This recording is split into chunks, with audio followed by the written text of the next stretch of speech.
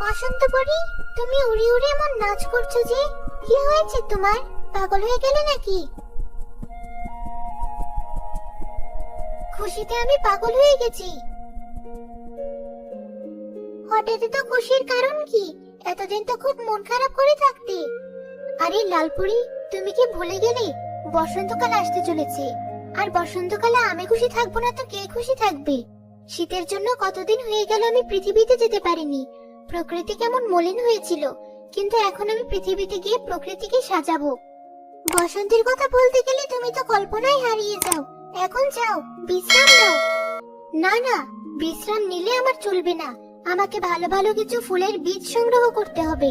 এগুলো এবার আমি পৃথিবীতে ছড়িয়ে দেব, আর পৃথিবীবাসী নতুন ফুল দেখবে। বেশ, আমি তাহলে এখন আসি। এই বছরে তো শীত পড়েছিল, যা বলার মতো না। শীতের তাণ্ডবে কোনো কিছু ঠিকমতো করা যায়নি। প্রকৃতিও যেন কেমন হয়ে গেছে।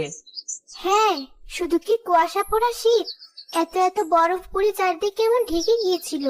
এখন তো একটু কমেছে। হ্যাঁ, বসন্ত আসার সময় হয়ে গেছে যে। প্রকৃতি তার সবকিছু এখন নতুন করে সাজাবে। গাছের সব পাতা ঝরে নতুন পাতা গজাবে, কত ফুল ফুটবে।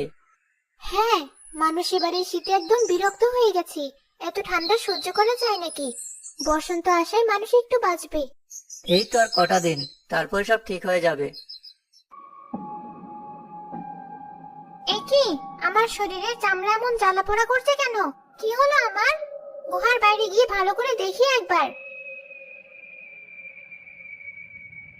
বাইরে এত আলো, বুঝতে পেরেছি শীতকাল শেষ হতে শুরু করেছে। বসন্তের আগমন শুরু হবে। বসন্ত এলেই রোদে আমার শরীর জ্বালা পোড়া করবে। যে করেই হোক আমি এবারের বসন্ত আটকাবো। দরকার হলে পৃথিবী থেকে সারা জীবনের মতো ঋতুর পরিবর্তন আমি বন্ধ করে দেব। এই পৃথিবীতে শুধু একটি ঋতু থাকবে, তা হলো শীত। এখনই আমাকে ডাইনিপনিতে যেতে হবে।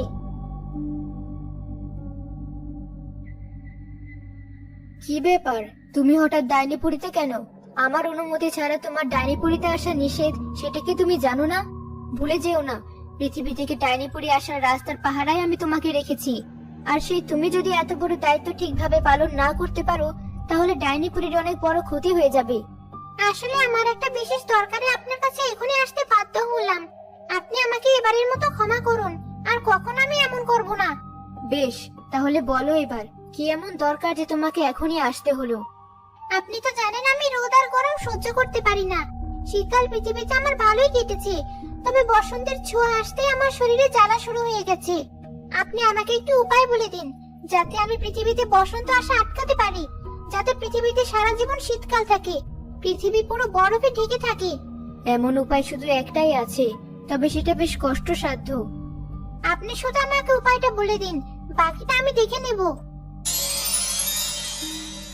এই নাও এক শিশি চির ঘুমের ওষুধ। এই ওষুধ যদি তুমি বসন্ত পরীকে খাওয়াতে পারো, তাহলে সে সারা জীবনের মতো ঘুমিয়ে পড়বে। এরপর সে আর পৃথিবীতে যেতেও পারবে না, পৃথিবীতে আর বসন্তও আসবে না। ঠিক আছে, আমি তাহলে তাই করব। এখন তাহলে আমি আসি ডাইনি রানী। এখন আমি পরিরাজ্যে যাব, গিয়ে বসন্ত পরীকেই ওষুধ খাওয়াবো। তবে ডাইনি বেশে আমি সেখানে কিছুতেই ঢুকতে পারবো না। আমাকে পরে রূপ নিতে হবে, তাহলে আর কেউ আমাকে সেখানে ঢুকতে বাধা দেবে না। এই তো, খুব সুন্দর লাগছে আমাকে পরিবেশে, কেউ আমাকে চিনতে পারবে না। লালপরি দেখো, ওই পরীকে দেখে কেমন লাগছে। আগে কখনো ওকে পরিরাজ্যে দেখেছি বলে মনে হচ্ছে না, আর কেমন যেন এদিক ওদিক করছে। তোমার যত অদ্ভুত কথা। এই পরিরাজ্যে কত পরী আছে তোমার কোনো ধারণা আছে? তাদের সবাইকে তুমি কি করে চিনবে? সে ঠিক আছে, কিন্তু ওর গতিবিধি আমার ঠিক ভালো লাগছে না। তুমি মিছিয়ে তো চিন্তা করছো, ও হয়তো কাউকে খুঁজছি। বেশ, আর চিন্তা করব না, চলো তাহলে। সেই কখন থেকে বসন্ত পরীকে খুঁজছি, কিন্তু তার কোনো দেখাই পাচ্ছি না। কোথায় গেল সে? এত বড় পরিরাজ্যে আমি তাকে কত জায়গায় খুঁজবো। শুনেছিলাম পরিরাজ্যে অনেক বড় একটা জাদুর বাগান আছে। বসন্ত পরী সেই বাগানে থাকতে পারে। একবার গিয়ে সেই বাগানটায় খোঁজ করি, তারপরও যদি না পাই, তখন কাউকে জিজ্ঞেস করবো না হয়।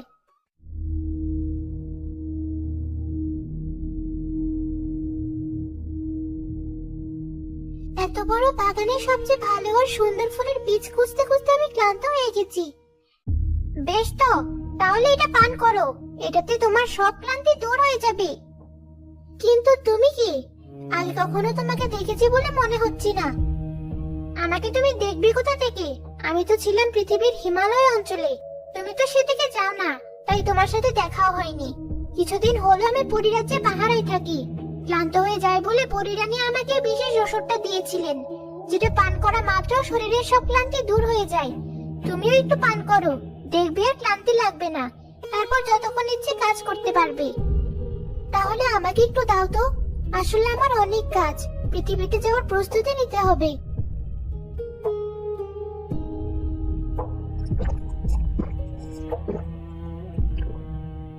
এ কি, আমার চোখ এমন ঝাপসা হয়ে আসছে কেন?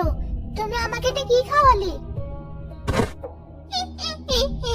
থাক এখন এখানে পড়ে, তোকে আর কেউ ঘুম থেকে জাগাতে পারবে না। তুই আর কোনোদিন পৃথিবীতে বসন্ত নিয়ে যেতে পারবি না, সেখানে শুধু শীত থাকবে। আমি এখন দ্রুত এখান থেকে চলে যাই।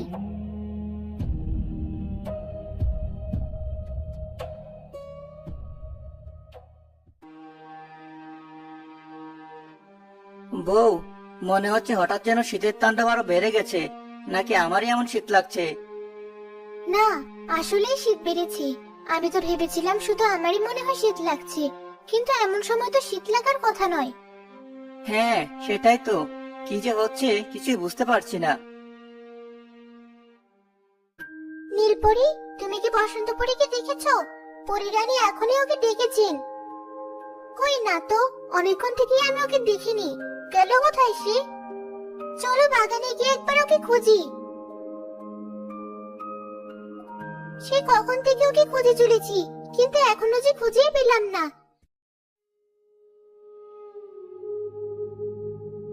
আরে, ওখানে ওটা কি পড়ে আছে? লালপরি, এদিকে এসো, দেখো নিচে ওটা কে পড়ে আছে। আরে, এই তো বসন্ত পরী, কিন্তু এভাবে এখানে ঘুমিয়ে আছে কেন? এত কথা না বলে ওকে জাগাও। বসন্ত পরী, এই বসন্ত পরী, ওঠো। এখানে এভাবে শুয়ে আছো কেন? কি হলো? কথা বলো। ও তো কোনো কথার উত্তর দিচ্ছে না। দেরি না করে চলো ওকে পরিরানীর কাছে নিয়ে যাই। কি হয়েছে বসন্ত পরীর? খুলে বলো আমাকে। পরিরানী, আমরা তো কিছুই জানি না। ওকে খুঁজতে খুঁজতে বাগানে গিয়ে দেখি অচেতন হয়ে পড়ে আছে। অনেক টাকার পরও চোখ না খোলা